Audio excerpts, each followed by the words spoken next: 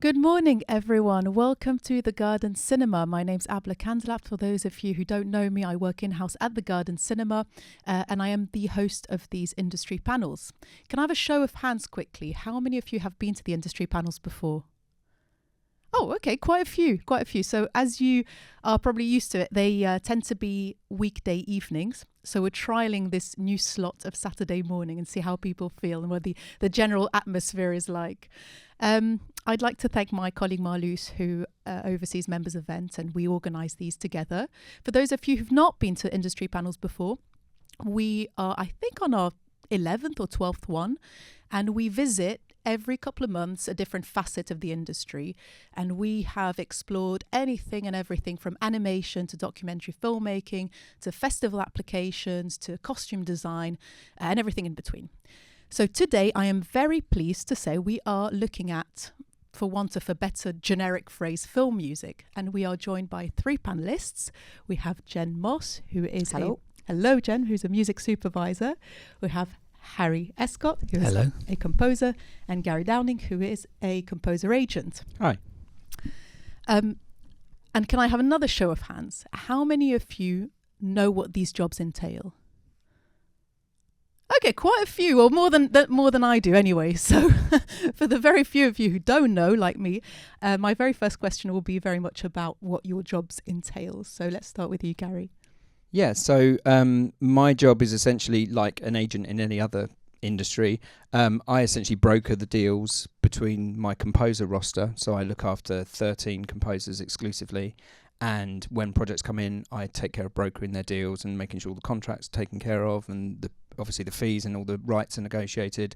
And then I also work kind of in a score supervision role, if needed, for the composer. So it's very much kind of holding their hand through the process as much or as little as they need to. So that's kind of budgeting for the project, booking recording sessions, taking care of all the kind of musician stuff, and, if needed, helping with the soundtrack releases at the end.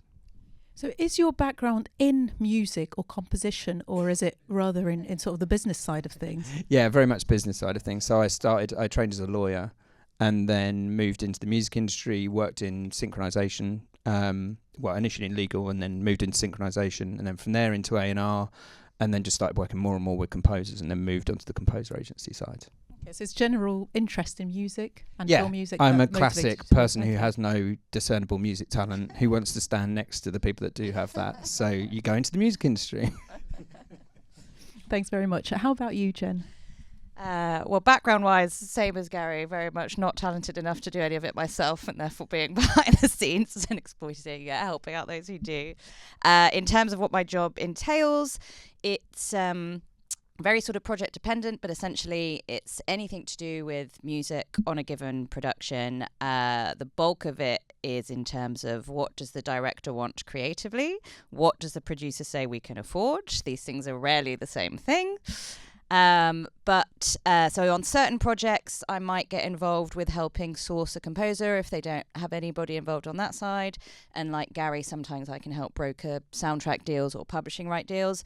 But the bulk of what I do tends to be more in sort of sourcing music, either commercial music or library music for the film itself.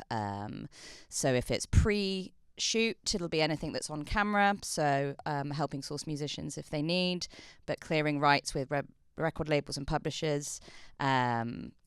And then the bulk of my job will be in the edit once we're trying tracks to picture and trying to clear music that the director wants and that we try to make affordable for the budget. How much of a experience and knowledge and understanding of music do you need to do that role? I think having eclectic tastes is really important, and also understanding that it's not about your own personal tastes. It's about what the film requires and what the scene, any given scene requires, and again, what the sort of director is after creatively. But definitely it helps to sort of have a broad understanding of different genres, different styles, and to have the relevant contacts at rights owners, so record labels and music publishers. But then also a thing I think that there's, in terms of the misconception of what my job is, that's the very cool, glamorous part of being able to find music and place music. And it's very cool when you find a track that ends up making it into the film. But the bulk of my job is the boring clearance side of it. So it's negotiating fees, looking at licenses, contracts, and that is just as important as the creative side of it. And how much, and maybe it depends on every project, but how much creative freedom do you have when you work with, do you work directly with the director on a film, for example? Yes, exactly. And it will be completely project dependent. So there will be certain projects where the director knows exactly what they want. And then that job is almost more of a licensing job. It's almost like, here's a list of tracks. Please go and try and clear them for us. I know Edgar Wright, for example, very much works like that and has the budgets to be able to get most of the tracks that he wants to clear. But then there'll be certain projects, which are my favourite types of projects, where the director will have a sense of what they want, but is very open to collaboration and to hearing different ideas. And, what actually ends up happening a lot of the time, it's meeting somewhere in the middle. So they might know what track they want, but we can't afford it. And then it's a question of finding replacement tracks. Okay, thank you very much. And Harry, as then, I guess, the artist in the room, what does your work as a composer entail? Yeah, so I'm a composer, and it's just interesting hearing Jen talk about what she does. I mean, obviously I know what all of our roles are, but it's not that dissimilar in some ways, actually. So I suppose Jen and I are responsible for finding the music for a project, basically. And roughly speaking, hers would be stuff that's pre-existing. But she's still, a lot of the time, looking for the tone of it to make it work. And I'm doing the original stuff, but looking for the tone of it to make it work, basically. Usually I will start working on a project when they're in the edit. So once they've filmed things, so you can sort of begin to see it. So you start getting the pictures through. And then you have what's called a spotting session, which you probably have the same thing, where you go through the film in the edit suite with the director and the editor. And then we sort of talk about places where they might want music, and they often have pre-existing music there, some of which they want to try and license, and some of which they want to replace with original music. And then so you talk about those points, where it comes in, where it comes out, what that music that's there is doing, what it's not doing, what they want it to do. And then I go away and try and work out if I can do something to help them, basically. That's. So, as a composer, what music do you make? What instruments do you play? How? Yeah, that's a really good question. I suppose, I try not to think too much about what my style is, and I suppose most people in my job would say the same thing, is that you're a film composer or a TV composer, so the film comes first. And then I'm working on a thing at the moment, for instance, and initially they wanted some piano music. Basically, they thought we were going to have some nice piano tunes, so I wrote loads of piano music, and they said, yeah, it's very nice, but it's not right. That's not the right tone. So now we're going, and then they started putting a load of John Hopkins, sort of some electronic, sort of sine wave based kind of electronic stuff.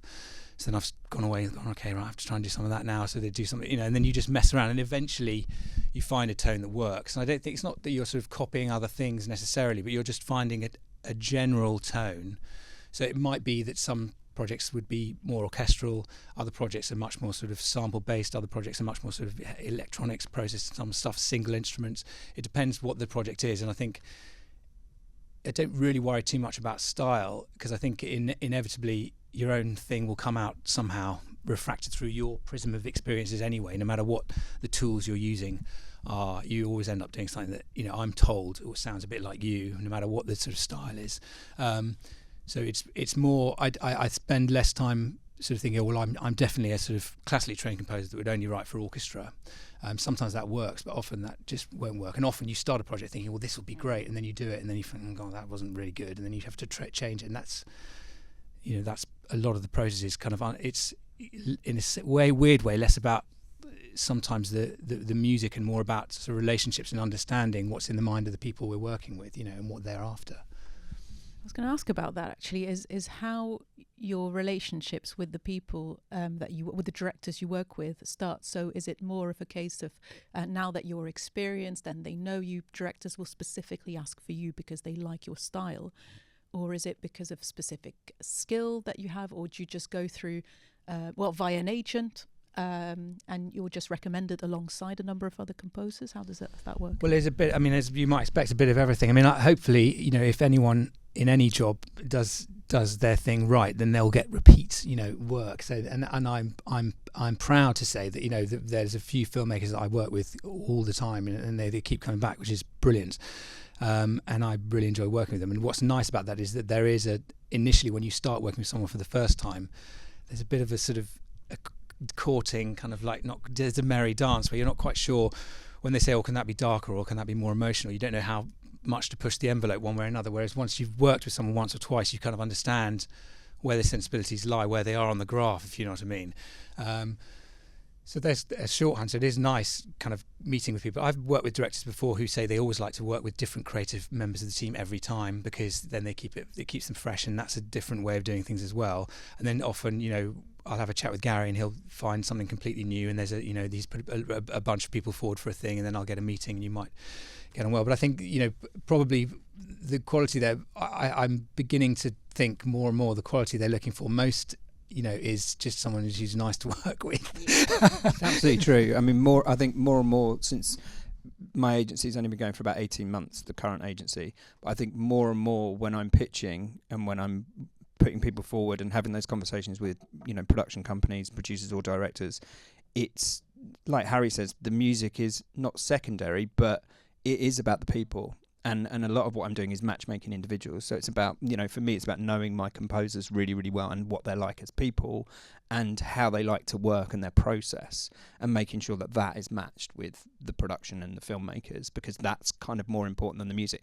They're all professional composers. They'll get there in the end, if they have the time and the schedule allows.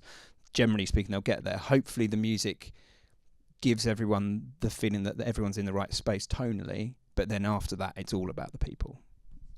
Thank you very much. I'm very much aware that I'm more of a facilitator for these sessions, especially when quite a few people in the audience know the sector, know this industry. So I'd like to hand it over to you for questions and comments. We have a roving mic that my colleague will pass around. So any questions, comments, reactions? Yes, in the second row. Hi, I'm interested how you find, I guess specifically to you, where do you go to find new music? Where do we go to find new music? So a lot of the record labels and publishers will send me new music. As a music supervisor, I'll be on a lot of people's sort of mailing lists and stuff.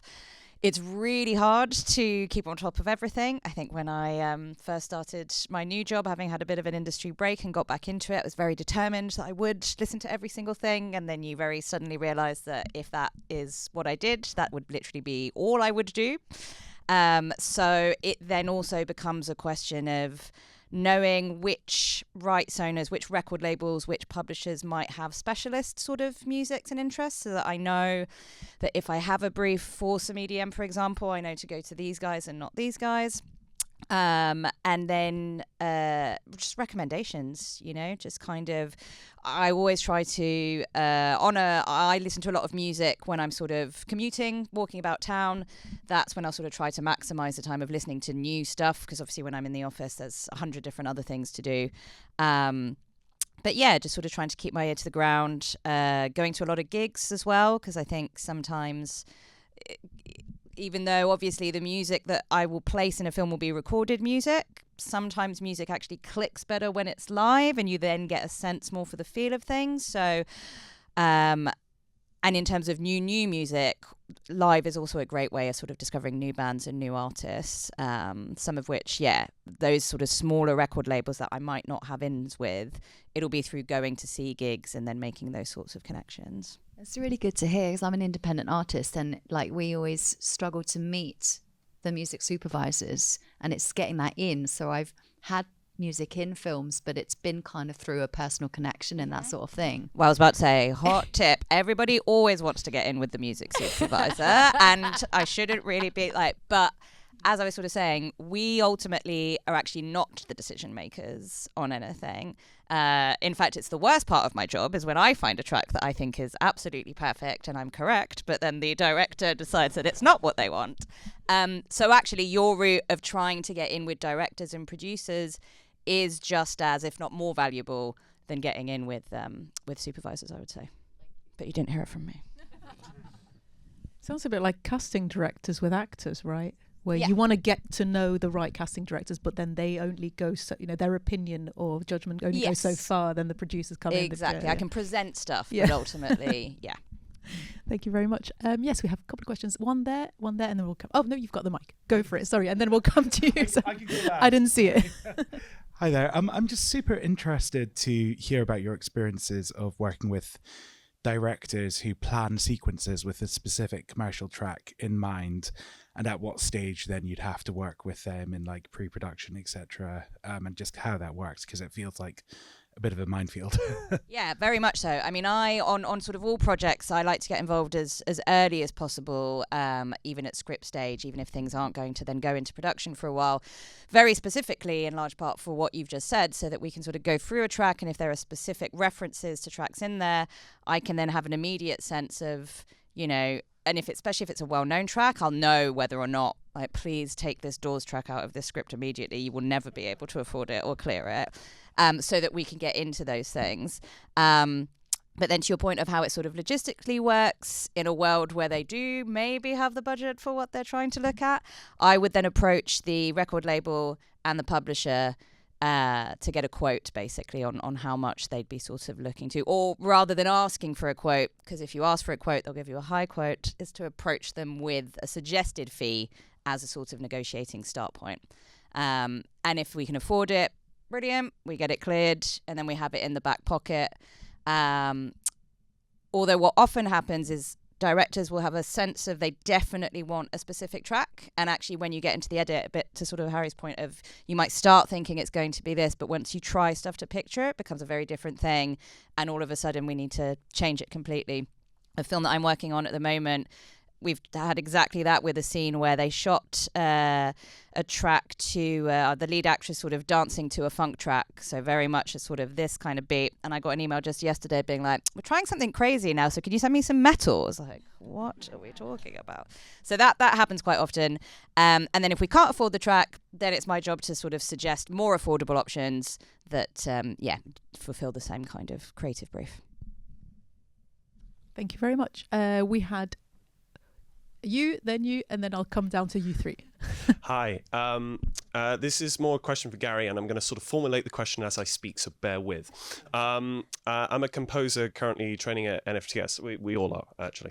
And I come sort of partly from an acting background, and my understanding of composing agents versus acting agents, I have a vague understanding of what the differences are.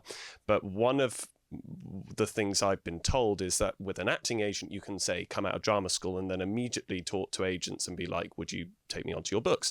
Whereas with composing agents, they're more looking for people that have already got the industry experience under their belt. Can you sort of tell me what it is you're looking for when you take on composers into your books? Yeah, sure. I guess I operate slightly differently to a lot of the other agents in that I don't necessarily need anyone who's had experience. For me, it's very much based on their music and whether or not I think it can work and if I can get them work. I think also because the way I work, it blurs into almost like a management space. So I'm helping a lot of my composers I help out who they might be looking for publishing deals or record deals. A lot of my composers are artists as well.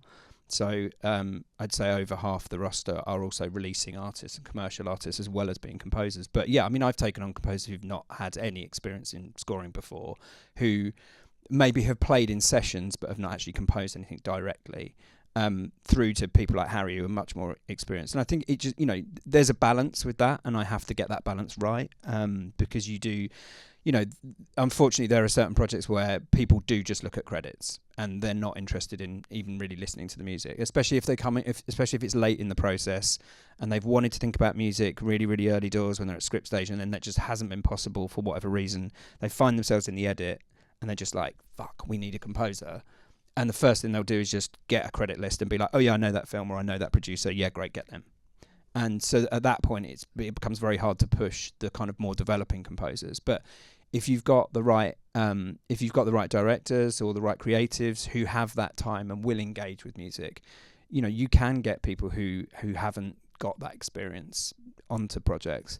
So for me, it's very much driven by the music. I try to listen to everything that I get sent, and you just never know where it kind of comes from, and it comes from multiple different sources in terms of where recommendations come from and where I find people. I don't actively go and poach any composers from any other agents. This is not kind of in my makeup or my DNA. But also, I have a very small roster for a reason, and it's been built in this boutique way because I work so closely with them.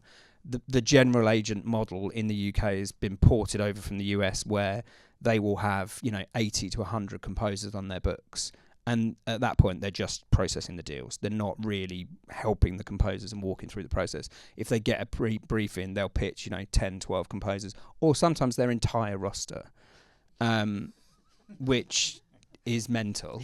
Whereas, to be honest, if I get a brief in and I don't have someone who's right for it, I won't pitch anybody. Sure. Okay. I also, just to sneak in another question, the other thing that I've been struggling to understand exactly is how to construct our websites, because a lot of people are giving different advice about, you should always have video-based reels, or you should only have audio reels. It should be one page. It should be multiple pages. Can I know what you're looking for when you get sent a composer's website? What's the best way for it to be constructed? I think it really, really depends. I like audio. I like receiving just audio. The one thing I hate, and this is just a personal thing, is when people rescore stuff. It's just that for me is an instant, just like, you think you know better than the person that scored it. Absolutely go away.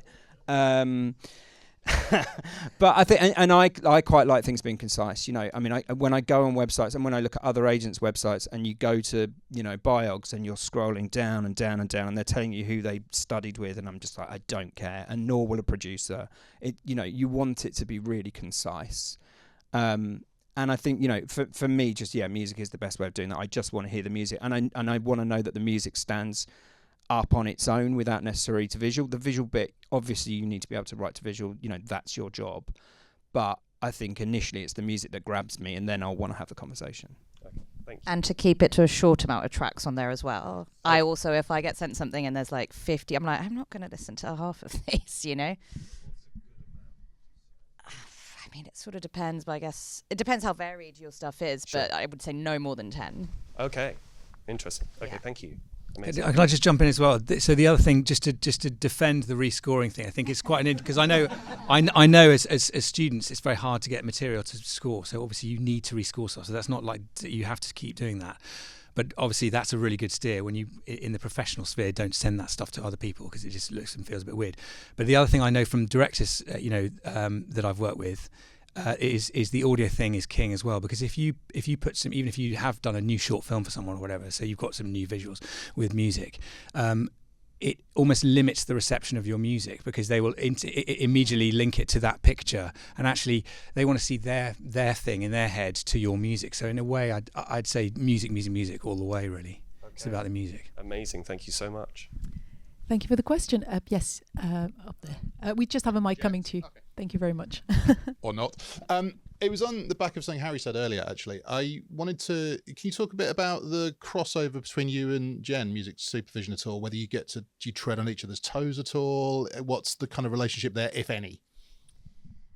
Again, it's going to be very sort of project dependent. For the most part, not really treading on each other's toes, crossing things. I will often, because I work in independent film, I don't have big Hollywood budgets. And as discussed, whatever the aspirations of the director, very rarely match up with the available source music budget that we have. So I always try to maximize that. So there will be certain instances where I will maybe suggest that we get the composer to do something for a score that, a cue rather, that doesn't necessarily lend itself to a commercial track. For example, especially if it's sort of public domain classical music, but that they want sort of reinterpreted in a particular way. That'll often, not always, but sometimes be a thing that I'll suggest that the composer might be able to do. It also means that the composer can then very much keep it in the style of the film and very much adapt it specifically to the needs of the picture. So off the top of my head, those are some sort of crossover bits. Yeah, and also there are quite a few moments where I'm working on a film at the moment, and in one of the scenes, there is a bunch of people in a club, and then they go to the loo. One of them goes to the loo to snort some coke in a cubicle, basically. And so so you can hear the music playing in the background. But it's not really, you can sort of hear it through a wall. So all you're hearing is poof, poof, you can sort of hear a bit, but not really. But then during that they want to heighten the music in some way, so add score over the already pre-existing, sort of music supervised music. And at that point, but at the moment they've got a very expensive track playing, and so then I'm having conversations with the music supervisor going, and the director going, look, in these moments where you need to have score and pre-existing like tracks going at the same time, which for this particular filmmaker, I did a film for her a couple of years ago called Ali and Ava, and there was loads of that where you wouldn't really notice there's any score at all, but almost every music track that you hear has loads of or heightened something or other. So you're hearing the music, but somehow it's heightened somehow in a weird way. And so then you have to work very closely with the music supervisor. I mean, that's very specific for this particular filmmaker, but there are, because the filmmaker and the editor, of course, they've got all their dream wish list of tracks, but then you're kind of speaking to the music. So what's the likelihood that one's actually going to be in? Because obviously, what key that track is in is relevant to your tone or whatever you're going to put in it. So you need to, so there is on some projects there's a lot of crossover. On some projects there's nothing. Yeah. Thank you very much. We had a few questions here. If you, I'm just going to keep coming down. So you, and then we'll come down. Thank you. Yeah. Thank you. This was for Gary, actually. I'm just interested. What's the starting point of being contacted and being given a brief? Is this an ongoing relationship you have with directors and producers, or? Yeah, I mean, it's a combination, to be honest with you. So a lot of my work will be actually people coming to me saying, we want this composer. And actually on film in particular, that generally is the case. People know who they want, directors know who they want to work with. Even if they haven't worked with them before, they will have a short list. And so they'll come to me and so I'll just get an availability check, basically. And then if they're not available, I will, if the producer or director is open to it, suggest other composers from the roster who I think is right.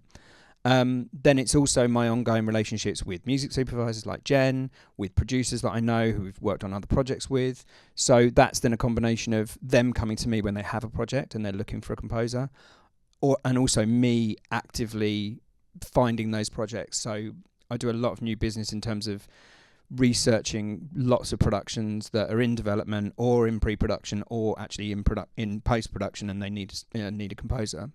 And then it's a case of reaching out to those production companies, and sometimes that's completely cold calling and just being like, are you looking for a composer? And it's getting the timing right is really, really tricky, because for some projects they'll be looking for composers really, really early doors, and then other projects they're looking at the very end, or they've had a composer drop out or it didn't work and then they want a composer. So it's trying to find that moment when they're, and they can be like, oh no, we're not looking at the moment, talk to us again in 6 months. You go back in 6 months, they've got someone, so it's constantly trying to find that right moment. So it's a combination of proactive new business and reaching out to existing contacts, and then also people coming to us.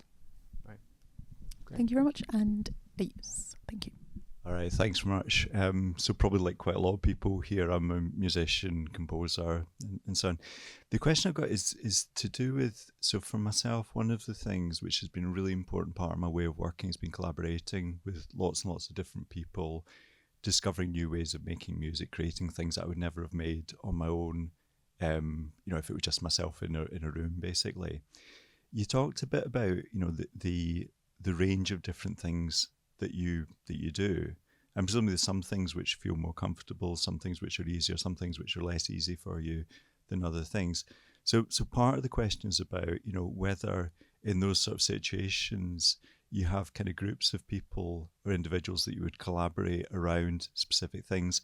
And secondly is to do with, it's a question really whether there are any agents that specialise in that kind of things, not so much about representing individual composers, but about suggesting different combinations of people that might work together around a particular film. Yeah, it's a good question. I mean, knowing your weaknesses is also, that's a very good point. So I think, similarly, I really enjoy collaborating with people, and I guess as a film composer, you're doing that by default, but also collaborating with other musicians. I've done that quite a lot. I've worked with other composers on projects. And it makes you do something you wouldn't otherwise do, and surprises you, and that's fun and interesting, and you learn a new thing. But specifically, when you're asked to do something that is more outside of your comfort zone, that you really are thinking, gosh, I really don't know. I can understand the concept, but practically I don't really know how to access that sound world, and I need someone help. then that is definitely where the agents can come in. You'll either know. So I know some people who are really good at some things, and musicians or people who are really good at synths. I'm not very good at synths. I know I've got a few friends who are really good at drum programming or other things. Or if you're doing a big band thing, that's not really my thing. So I definitely get help in terms of arranging and the sound, sort of finding the sounds for those things. And sometimes, if I don't know or if I need a couple more names, then I will definitely be on the phone very quickly to Gary and say, look, because he's obviously worked with loads more composers who've also worked with lots of other people, and say, look, I'm doing this thing. I need, have you got any recommendations? And so I think that, it definitely, there was a couple of things. One didn't work out, but there was, hopefully at some point in the next couple of years, one will work out. But I was hoping this year to collaborate with one of the other fantastic composers on Gary's roster, who is a brilliant electronic musician and makes crazy noises that I'd love to get involved with and put some real instruments with them. It'd be great, but that didn't work out. But at some point, I'm sure that will work out. Yeah, and I think it's just about, at the end of the day, it's about serving the project. So it's got to be right, and equally it comes back to this thing about people getting on with each other. And actually, I've got a project at the moment, which is the second season of a TV series where it's two people that I put together on the first season, and to collaborate with each other. They hadn't worked together previously, but it just felt like it was the right combination, and we were actually pitching them individually for the project, and the team just couldn't decide between them, and so I was like, what about if they do it together? And worked perfectly. Creatively now, that relationship has completely fallen apart, and to the point where one of them doesn't even want to speak to the other one. And we're just about to start the first episode of the second season. It's a rather sore point. I've spent my last week trying to deal with this. So then that becomes navigating it, because ultimately what we don't want is the production company to suddenly get wind of that. And because the first thing that will happen, and it's for a streamer, the first thing that will happen is the streamer will fire them and just bring someone else on who's easier to deal with. So ultimately we have to serve the project and make sure that that's done. So it's just a logistical nightmare that will keep me up for months. But no, generally speaking, I'll go out to other agents as well, and speak to other agents, because some of the other I just really represent composers. That's all I represent. But some of the other agents will represent orchestrators and arrangers and music editors, and so it's for me, whilst everyone they are competitors, there's great people on everyone's roster that it makes sense to be open to them collaborating, and then you just have to work out how you cut the deal, and but that's kind of, that's the easy bit to a certain extent. It's like you can work that out. I was about to say, it's quite ultimately a small side of the industry, so there's only so many people, and to your point of also speaking to other people, Gary's also really good at sort of suggesting, again, finding the right person for the right job. And because Gary's roster is amazing, but to his own point, it's not the biggest, Gary will put forward other people. I approached him a couple of months ago about something, and very kindly put me in touch with another agent with whom, and a lot of time with film, on the composer side of things, it's a question of the, which is the very annoying part of it, but a funding aspect of, especially when it's a sort of co-production and the money's coming from a different country. So, for example, a film that I'm working on at the moment, the composer had to be Spanish and then had to be a female composer on top of that. So then it sort of limits the pool. So it's also good to just sort of, it's in everyone's interest that everybody just, lifts each other up and supports each other, and, it all comes back anyway in the end. So, yeah. Yes, I'm just going to come down to you. So you, and then you, and then you. Thank you very much for your patience. I'm curious, as a working composer these days, I suppose there's some overlap between this and the previous question maybe, but how much of your time do you spend sort of literally writing scores, writing actual music scores, versus kind of creating things that are intended for small ensembles in which you might even be a part, versus just literally yourself producing music? I assume when you were talking about sort of writing solo piano and electronic sounds, you mean you're literally basically producing that. I'm curious, because I imagine this has changed considerably over the decades, when it probably used to be much more on the, write a score side of things. I'm wondering kind of how that spectrum falls for you. So just to understand the question, so what you're asking is how much do I physically produce of the final sound myself, or? Yeah, in part, and also just how, in terms of when you're creating a soundtrack, how often are you kind of writing for a large ensemble that's going to be played by completely other people, versus sort of creating everything yourself versus this whole spectrum in that? I mean, just curious to get a sense of. Well, where for it me falls. personally, I mean, you will get a different answer from every composer, I suppose, but just not because it's as we keep saying, it's entirely job dependent, basically. So, for me personally, in the last few years, I haven't done any orchestral work. When I started out, I did quite a bit actually. But in the last few years, I've done none. I don't think that's because the industry is necessarily changing. I don't know if that's. I don't know. Because it's a survey of one, so I can't really. Do you know what I mean? But for me personally, on the jobs I've worked in over the last few years, it's been, I have written stuff to go into studios. So we've done a job I did last year was a kind of a band type thing. So we did spend a week in a studio with sort of individual instruments, recorded them and tracked them all, and then there's loads of like noises that I made at home.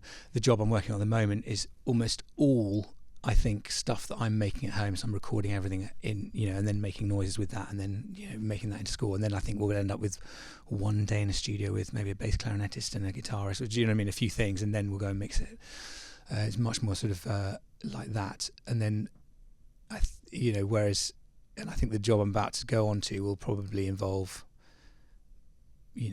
10 instrumentalists, something like that. But a lot of things will be involved. A lot of things will be recorded at home, and then when you record a string quartet or something like that, I'll go into a studio to do that. It's not, as I say, it's not because it's about the project. It's not because my taste has changed, or I love getting into a room with a big group of musicians and like hearing that sound of them all coming together. It's fantastic.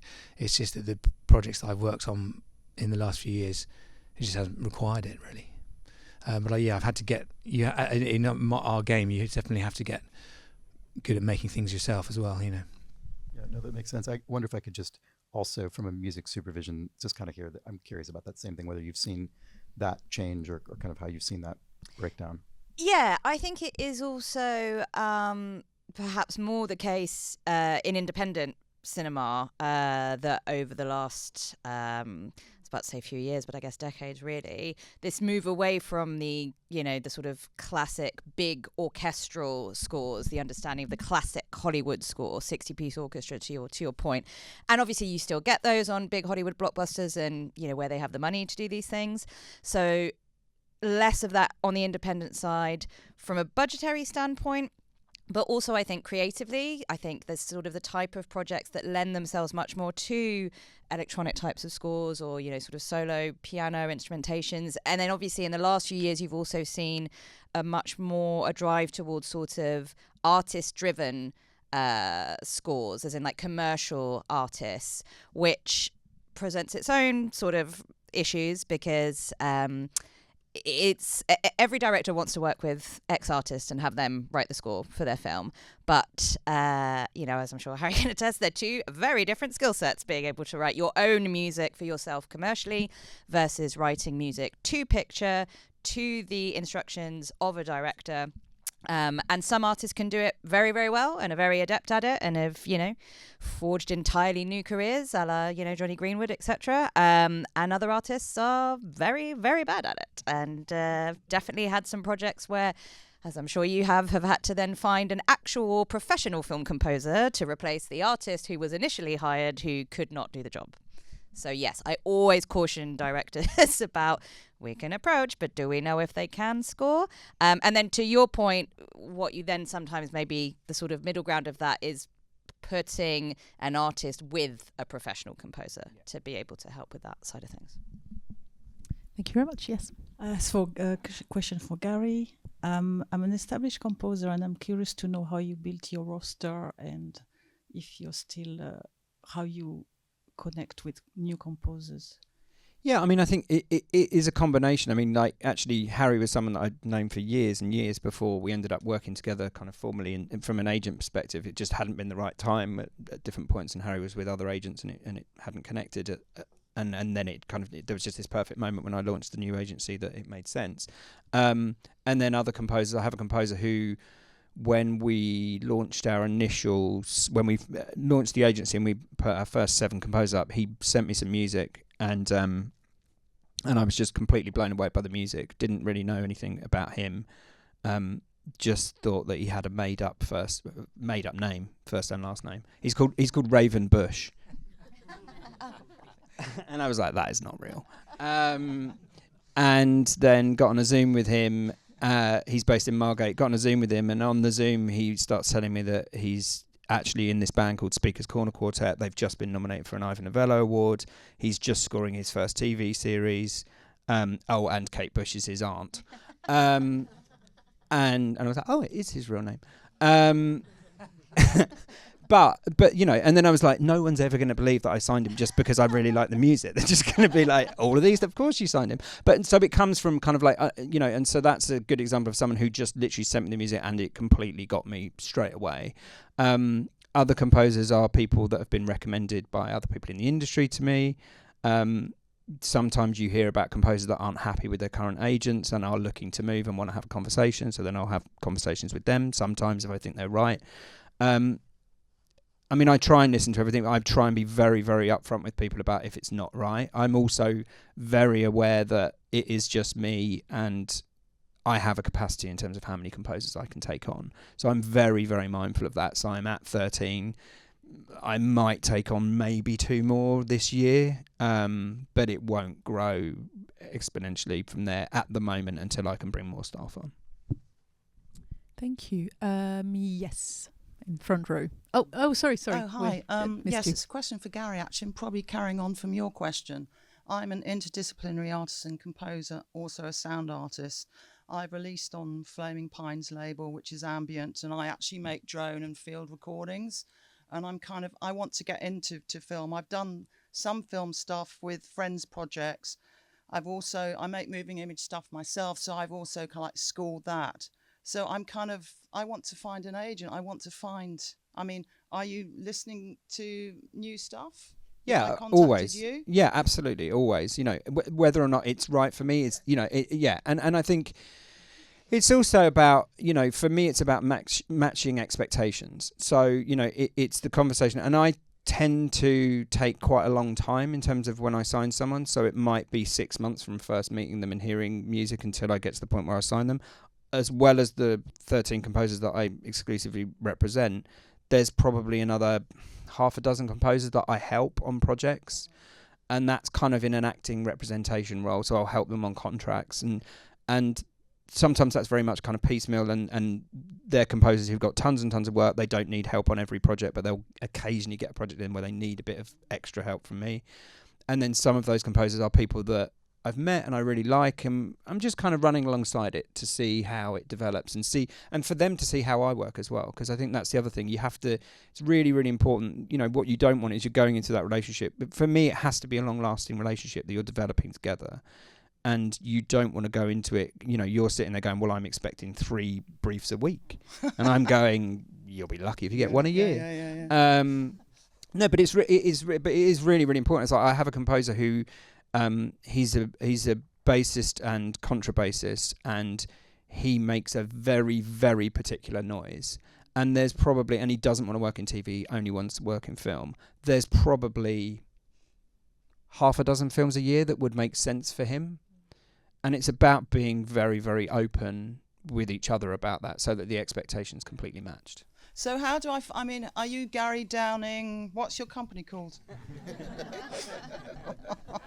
I work out, so basically I set my company up in collaboration with Air Studios, so right. I work out of Air Studios. Right, so how do I find you? So if you look at the Air Studios website, there's a composer section, and my email is on there. Okay, will do. Thank you very much. Hyperlinked it in the blurb on the website. Thank you. And yes, front row. Thank you. So Jen and Gary, you both work quite as curators, if you like, really. And I think you're probably known by the people that you serve as curators. And I'm wondering, do you have your own voice as a curator that you are known for? And what drives you to get your work? What gets you invested in other composers and other artists' work that you have to kind of represent in a way? I mean, you actually represent, but you're representing through third parties? Yeah, I mean, my pool of selection is every single piece of music ever written in the history of the world. So, so in terms of sort of my curation, my site, it's very, it's almost the opposite. What interests me are the particular projects. So it'll be script driven or director driven in terms of who I want to work with, what and then it's the music needs of every single film are going to be completely different. So there are films where the music, the taste of the director and the music requirements will align with my own personal tastes. And those are obviously my absolute favorite ones to do. Anytime I get to do a disco brief or some 90s pop, I'm in heaven.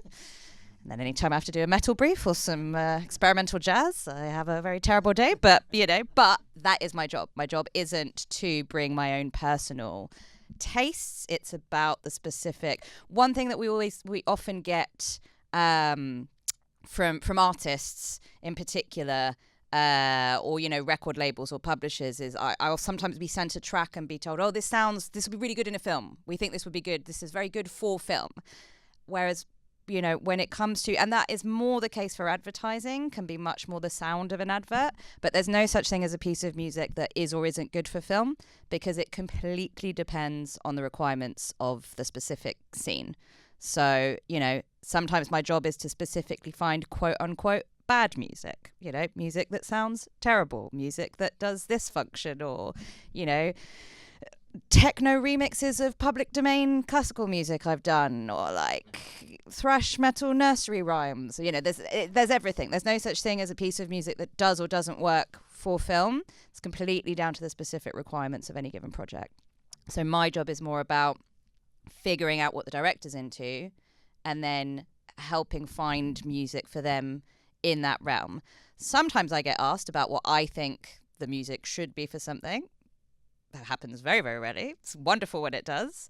But then actually what you often find is some directors will say they don't know what they want, but what they mean is they can't vocalize it, and it will just be a lot of not this, not this, not this, without being able to tell you what it is that they actually do want.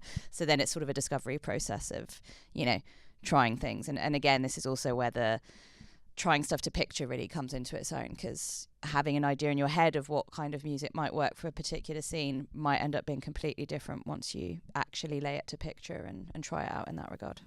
Sorry, just on that point then, is there any part of the process that you end up, I mean, obviously for TV commercials, there's lots of demoing, you're getting lots of different composers to demo on various different, for whatever voice, whether they're all on the same reference. But for film and for TV, do you then think, oh wait, who do we get? It could be any one of these. Should we see what they submit to this, or is it only like this is one person in mind? Yeah, no, the difference between advertising and film, which is one of the reasons I love film and not doing music supervision for advertising, is when you are in adverts, different music supervisors might be on the same job and they're all competing and all putting different tracks forward. Ditto on the composition side, different composers, to your point, will demo and pitch for a job. Whereas in film, once I've been hired as a music supervisor, once the composer has been hired, we are the only people working on it. So until you get fired and then replaced. So less of that, basically. Very much in advertising, which I don't touch with a barge pole. Thank you very much. We have just 5 minutes left. We've got time for what? A couple of questions, 2-3 questions. Yes and yes and yes. 3 questions. That's it. There we go. We'll start with you, and then you, and then you. Thank you. So I want to ask every one of you about the how many of you are familiar with the film called Femme Fatale by Brian De Palma, and what happened to the composer Ryuichi Sakamoto, and song called Bolerish in particular. Are you familiar with the anecdote? Okay, that might be actually an interesting one to ask you first, Harry. Basically what happened is Brian De Palma insisted on Sakamoto to compose a song sounds exactly like Ravel's Bolero, Bolerish. And of course, Sakamoto was sued by the Ravel Foundation because of that. But basically, Sakamoto didn't want to do it. But Brian De Palma insisted on, like, you have to do kind of thing. So any of the previous directors you worked with like insisted on such thing? Harry, first. So I give a very specific example of that, and I worked with a director called Steve McQueen, who's a brilliant British film director on a film called Shame. I've done a few things with him since as well, and sorry. Thank you very much. Sorry, I can't put the thing. I can hear you at the back. Yes, I worked. There's a very specific example of that. And he had finished editing the film. There's a film called Shame starring Michael Fassbender a few years ago, and he had finished editing the film, and he had a piece of Hans Zimmer at the beginning and the end. I think from Thin Blue Line, Thin Red Line. I can't remember what it was. Anyways, I remember the piece of music very well, but I can't remember what the name of the film was. And a lovely piece of music, and he said, and they only had a few weeks, and he'd basically licensed all of the music in the film already, and it was all fine, but they couldn't clear that one, and he didn't approach Hans Zimmer to do the music for it. He sort of went out to... Anyway, for one reason or another, I ended up doing the job, so I went away and started writing some music, and then I kept sending stuff back, and it kept getting... It's not really like the temp. Temp is the temporary music that's on there, which was this piece of music, and so I quickly realised that I had to do something that had to be the blueprint. It's difficult when you get asked to do that as a composer. Sometimes, people are we call it sort of being married to the temp. That is a thing, So, and I don't, I'd like to positively say, you can see it as a challenge and to try and do something that's very similar but is in the end a bit different. And I, hopefully think that's okay. But in that particular instance, once that film had come out, Hans Zimmer called Steve McQueen and said, "Why didn't you call me? I would have done it for you." And then he got the next gig. So that was better than a lawsuit. That's fascinating. So how about you, Jen? Like, have you ever come rock?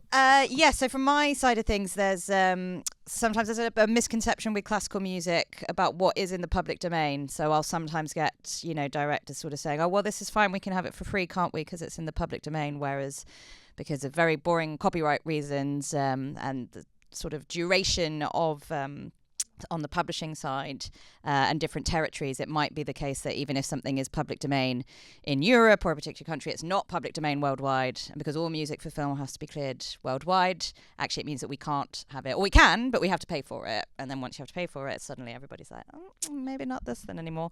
But just very quickly to sort of Harry's point on temp tracks, and temp tracks sort of very often being the bane of a music supervisor's life as well, because exactly what Harry just said, very often directors will get married to a temp track, which, they sit in the edit all day long and they see it play over and over and over again, and then suddenly that's the only track that they sort of have. So temp tracks are supposed to be there to give a sort of sense of what kind of music they might want, and obviously in order to do that they have to pick from an existing pool.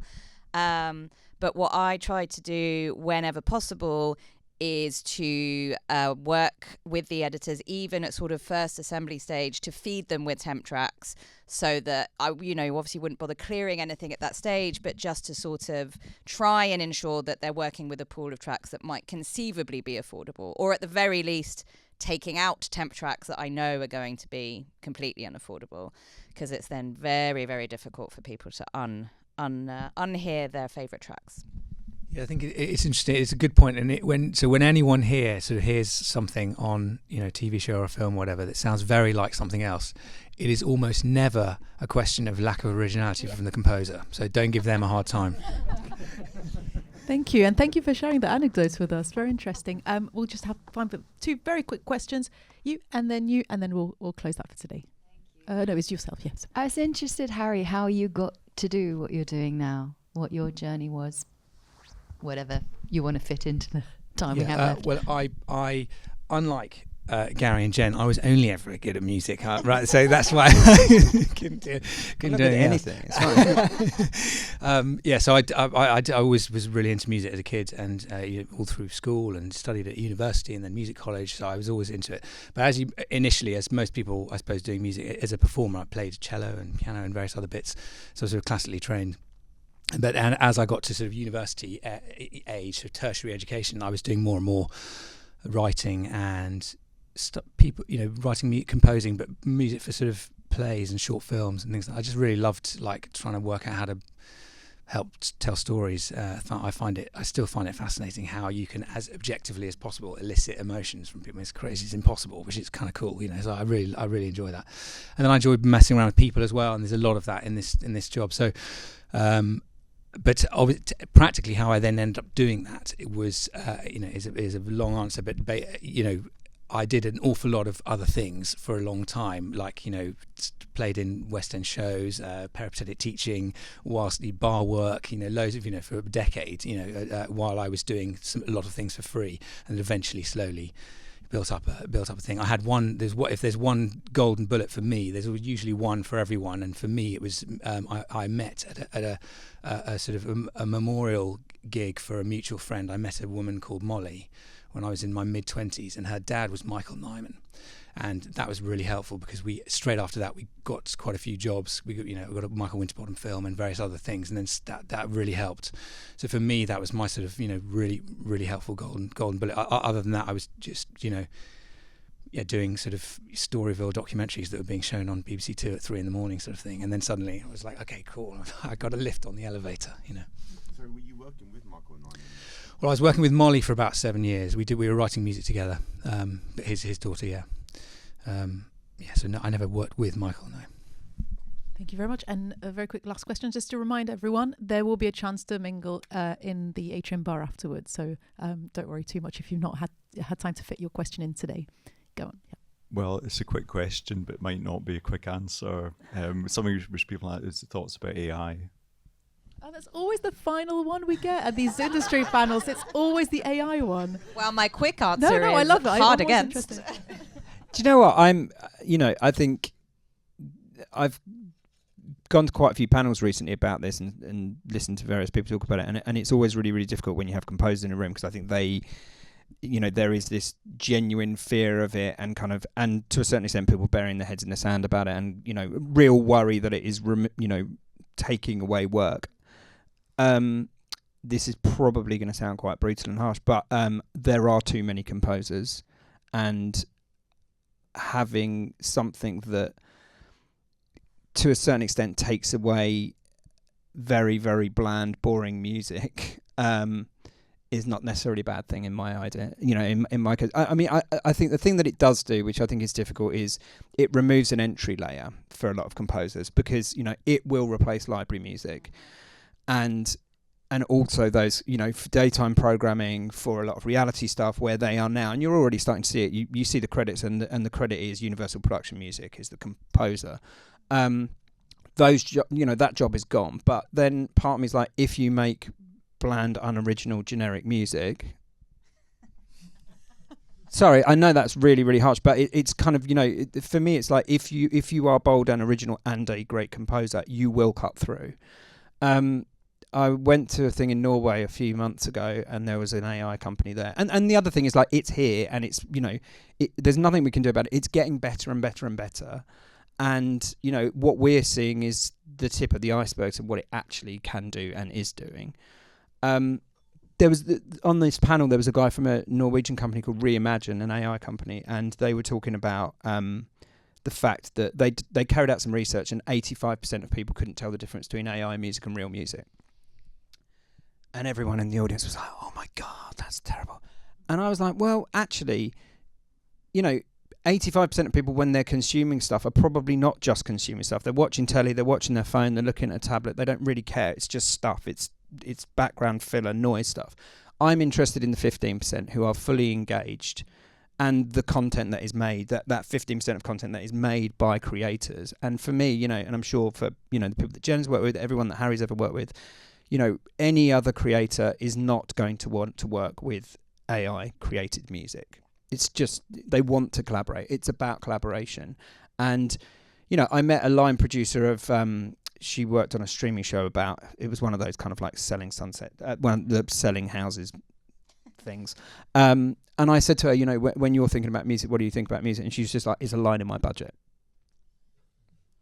And if I can get rid of it, I'll get rid of it. And I'm like, fine. But then equally, Harry, would you want to score one of those shows?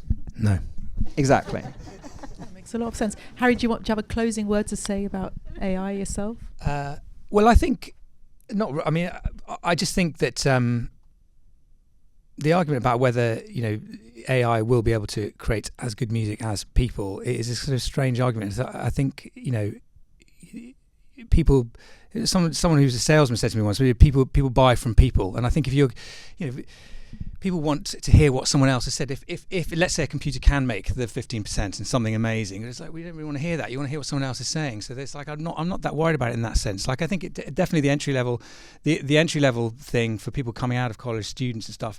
There is a worry as well, as in all industries, that AI removes that layer of training, and we need to be careful as grown-ups and people of the next generation up that we do not allow it to do that. I think we need to embrace it and use the tools and all of that stuff, of course, but we can't use it to entirely replace, for instance, in my job, all of the assistants. Like if I create the original material and then start needing developments and variations of themes, and I can press a button on a computer and that can do that. That's how then do people learn how to do it in the first place? That is a real concern. We need to be grown up about that, and responsible, because it is important still to train.